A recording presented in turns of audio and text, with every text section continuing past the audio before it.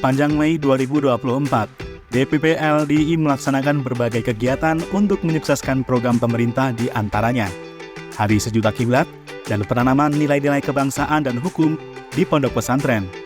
DPP LDI juga terus meningkatkan literasi media dengan mengadakan pelatihan jurnalistik agar generasi muda bijak bermedia sosial. Kegiatan DPP LDI diawali dengan kunjungan SMA Multazam Kota Bogor, Jawa Barat ke kantor DPP LDI Senayan, Jakarta. Kunjungan mereka disambut Sekretaris Umum Dodi Taufik Wijaya dan pengurus Departemen KIM DPP LDI. Kehadiran para siswa tersebut untuk mempelajari manajemen kantor berita LDI News Network atau LINES dalam mempublikasikan kegiatan LDI. Di depan para siswa SMA Multazam, Dodi menjelaskan 8 bidang pengabdian LDI untuk bangsa. Menurutnya, program prioritas tersebut perlu dipublikasikan agar manfaatnya bisa lebih luas. Untuk itu, DPP LDI membentuk kelompok kerja LDI News Network atau LINES sebagai media humas dan publikasi berbagai kegiatan LDI. Kegiatan DPP LDI dilanjutkan dengan kehadiran pengurus Departemen Pendidikan Umum dan Pelatihan Nana Prasetyo dan pengurus Departemen Pengabdian Masyarakat Lutfi Hardianto. Keduanya memberi pembekalan dalam pengajian generasi muda LDI Jakarta Selatan bertema membuka wawasan terhadap perilaku lesbian, gay, biseksual dan transgender atau LGBT, serta bahayanya bagi generus bangsa. Keduanya berpendapat perilaku LGBT terbentuk karena faktor lingkungan dan biologis. Untuk itu perlu peran semua pihak, terutama orang tua, dalam mencegah perilaku LGBT.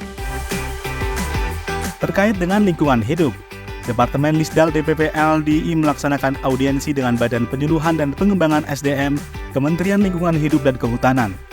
Pada kesempatan itu, Ketua Departemen Lisdal Sri Wilarso Budi ditemui Kepala Pusat Pengembangan Generasi Lingkungan Hidup, Sinta Saptarina Sumiarno. Dalam pertemuan tersebut, Sinta memaparkan program sekolah Adiwiyata atau sekolah yang berperilaku dan berbudaya lingkungan hidup. Ia berharap sekolah-sekolah LDI mengadopsi program tersebut yang memungkinkan sekolah di bawah naungan LDI aktif pada aspek sanitasi, pengelolaan sampah, konservasi air, konservasi udara, inovasi, dan penanaman pohon. Beralih ke Jawa Timur, Pondok Pesantren Al-Ubaidah Kertosono, Kabupaten Nganjuk menghadirkan para narasumber dari TNI Polri, Kementerian Agama, dan MUI Jawa Timur. Kehadiran para narasumber tersebut untuk memberikan wawasan mengenai wawasan kebangsaan, Kamtibmas, dan dakwah yang santun. Pada 14 Mei 2024, Ketua MUI Jawa Timur, Kiai Haji Ashanul Haq, memberi materi pentingnya memperhatikan budaya dan bahasa dalam berdakwah. Ia meminta para juru dakwah LDI mempelajari budaya dan bahasa warga agar dakwah LDI bisa diterima masyarakat. Menurutnya, tanpa mempelajari budaya dan bahasa, juru dakwah bisa sulit diterima masyarakat. Pada pertemuan berikutnya, Kepolisian Resor Nganjuk yang diwakili Korbinob Binmas Ibda Dwi Purnomo memberikan penyuluhan Kaptibmas. Ia menjelaskan fungsi dari Binmas, yakni mewujudkan keamanan dan ketertiban masyarakat melalui penyuluhan. Sementara dari Kodim 0810 Nganjuk yang diwakili dan Rambil Kertosono, Kapten Yono Perio, ia menjelaskan mengenai wawasan kebangsaan kepada para calon juru dakwah LDI. Menurutnya, para juru dakwah perlu mengenali diri dan lingkungan dalam mencapai tujuan nasional yang berdasarkan Pancasila dan Undang-Undang Dasar 1945. Materi mengenai etika berdakwah disampaikan penyuluh agama Islam Kementerian Agama Kabupaten Nganjuk, Sinasan. Ia membekali para calon mubalek-mubaleghot LDI agar berdakwah dengan bahasa yang halus, sopan santun, dan tata krama. Ia mengingatkan Indonesia memiliki keberagaman dari sisi suku, budaya, dan agama. Untuk itu, para juru dakwah harus selalu menghormati dan menghargai keyakinan pihak lain agar mudah diterima masyarakat. Beralih ke Manokwari, Papua Barat, Ketua Umum DPP LDI Kiai Haji Kriswanto Santoso membuka secara daring rapat kerja wilayah DPW LDI Papua Barat. Dalam kesempatan itu, Kiai Haji Kriswanto mengingatkan agar program kerja yang disusun merujuk kepada 8 bidang pengabdian LDI untuk bangsa dan diselaraskan dengan program pemerintah daerah, agar program kerja yang dilaksanakan bisa membumi dan bermanfaat bagi masyarakat. Kembali ke Jawa Timur, Ketua Pondok Pesantren Wali Barokah yang juga anggota Dewan Penasehat DPP LDI Kiai Haji Sunarto menerima silaturahim Legiun Veteran Republik Indonesia Kota Kediri pada Rabu 22 Mei. Dalam pertemuan itu, Kiai Haji Sunarto menceritakan Pondok Pesantren Wali Barokah mewariskan nilai-nilai luhur, agar para santri memiliki akhlak mulia dan rasa cinta yang besar terhadap negara, berdasarkan Pancasila dan Undang-Undang Dasar 1945, serta mematuhi peraturan pemerintah. Pada hari yang sama, Pondok Pesantren Wali Barokah menggelar penyuluhan hukum terpadu yang dihadiri pejabat Kejaksaan Negeri Kota Kediri.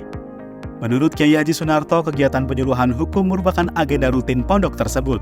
Kehadiran para aparatur negara menjadi narasumber. Menurut Kiai Haji Sunarto, merupakan program Pondok Pesantren Wali Barokah dan DPD LDI Kota Kediri untuk menggiatkan moderasi beragama. Dalam kesempatan itu, pejabat Wali Kota Kediri, Zanariyah, mengapresiasi Pondok Pesantren Wali Barokah yang terus berupaya meningkatkan kesadaran hukum agar para santri menjadi warga negara yang baik. Beralih ke Sumedang, Jawa Barat.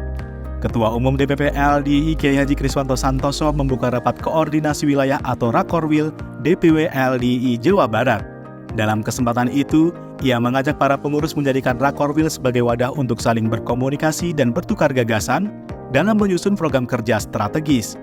Ia juga berpesan agar LDI Jawa Barat dapat merumuskan program kerja konkret, membumi dan bisa dilaksanakan, agar kehadiran LDI dapat dirasakan manfaatnya oleh masyarakat Jawa Barat. Dari Balikpapan, Kalimantan Timur dilaporkan, DPP dan DPW LDI Kalimantan Timur bekerja sama menghelat pelatihan jurnalistik tingkat mahir dasar. Kegiatan yang berlangsung mulai tanggal 24 hingga 26 Mei tersebut menghadirkan 171 peserta sepulau Kalimantan dan Sulawesi Selatan. Para peserta dibagi dalam 3 kelas, yakni jurnalistik online, televisi, dan media sosial. Kegiatan tersebut bertujuan untuk memasifkan pemberitaan dan publikasi mengenai kegiatan LDI sekaligus meningkatkan literasi media, terutama yang berkaitan dengan bijak bermedia sosial.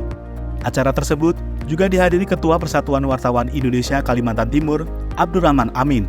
Dalam kesempatan itu, juga dilaksanakan peluncuran Dapur Kim dan website Kaltim Pro untuk memberitakan berbagai peristiwa di Kalimantan Timur. Ketua DPP LDI Ruli Kuswayudi dalam arahannya berharap generasi muda menjadi garda terdepan penyebaran informasi LDI. Ruli menekankan, generasi muda harus memiliki amalan andalan dan meluangkan waktu untuk beramal soleh. Acara DPP LDI pada bulan Mei ditutup dengan kegiatan Hari Sejuta Kiblat. Kegiatan yang diinisiasi oleh Kementerian Agama untuk mendorong umat Islam mengukur kembali arah kiblat pada 27 Mei, karena pada hari itu terjadi Rasdul Kiblah yang hanya 2 kali setahun, yakni pada Mei dan Juli, saat matahari tepat lurus di atas Ka'bah, sehingga bayangan suatu benda tegak lurus mengarah kiblat. DPP LDI menggerakkan DPW, DPD, PC dan PAC LDI di seluruh Indonesia untuk mengukur kembali arah kiblat di masjid dan musola. Hal ini untuk memastikan arah kiblat dan meningkatkan kekhusyuan ibadah warga LDI di seluruh Indonesia.